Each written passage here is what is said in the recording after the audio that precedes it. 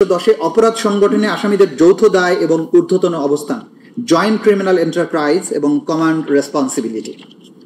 বাংলাদেশের তৎকালীন প্রধানমন্ত্রী তথা নির্বাহী বিভাগের প্রধান, বাংলাদেশ আওয়ামী লীগের সভাপতি এবং 14 দলীয় জোট প্রধান হিসেবে আসামি শেখ হাসিনা ছিলেন সকল ক্ষমতা এবং কর্তৃত্বের সর্বোচ্চ কেন্দ্রবিন্দু। একজন ফ্যাসিস্ট শাসক হিসেবে সকল গুরুত্বপূর্ণ সব সিদ্ধান্ত তিনি এককভাবে গ্রহণ করতেন। তার সকল রাজনৈতিক এবং প্রশাসনিক সিদ্ধান্ত বাস্তবায়ন এবং সমর্থনের মাধ্যমে অধীনস্থরা তাকে সন্তুষ্ট করে তার কৃপা দৃষ্টি লাভ করার জন্য সর্বদা সচেষ্ট থাকত।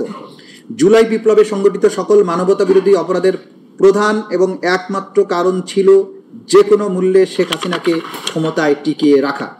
সেদিক দিকে বিবেচনা করলে জুলাই বিপ্লবে সংগঠিত সকল অপরাধের নিউক্লিয়াস ছিলেন শেখ হাসিনা। তার অধীনস্থ অন্যান্য অপরাধীরা বিশ্বাস করত যে শেখ হাসিনা ক্ষমতায় টিকে থাকলে তারাও টিকে থাকবে এবং সকল অপরাধ করা সত্ত্বেও তারা নিরাপদে থাকবে এবং আনুগত্যের জন্য পুরস্কৃত হবে। শেখ হাসিনা ছিলেন সকল অপরাধীর প্রাণভোমরা। তৎকালীন স্বরাষ্ট্রমন্ত্রী, আওয়ামী লীগের নেতা এবং অন্যতম নীতি নির্ধারক কুখ্যাত গ্যাং অফ ফোরের অন্যতম সদস্য ছিলেন আসামি আসাদুজ্জামান খান কামাল।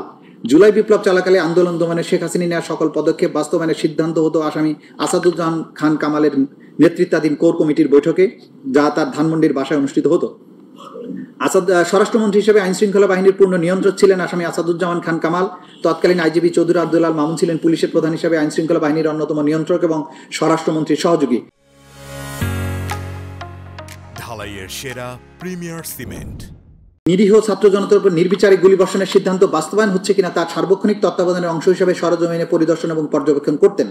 আন্দোলন চলাকালে 27 জুলাই 2024 খ্রিস্টাব্দে যাত্রাবাড়ি থানার সামনে আন্দোলন দমনে আইন শৃঙ্খলা বাহিনী তদারকি করতে গেলে মোবাইলে ধারণকৃত আন্দোলন ছাত্র জনতাকে গুলি করার, হত্যা করার ভিডিও আসামি আসাদুজ্জামান কামাল এবং চৌধুরী আব্দুল আল মামুন ও স্বরাষ্ট্র সচিব জাহাঙ্গীর আলমকে প্রদর্শন করেন ওয়ারি জোনের ডিসি ইকবাল।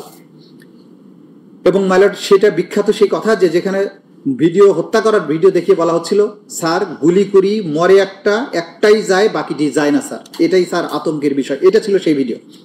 প্রধানমন্ত্রী হিসেবে আসামি শেখ হাসিনা ওয়ারিতে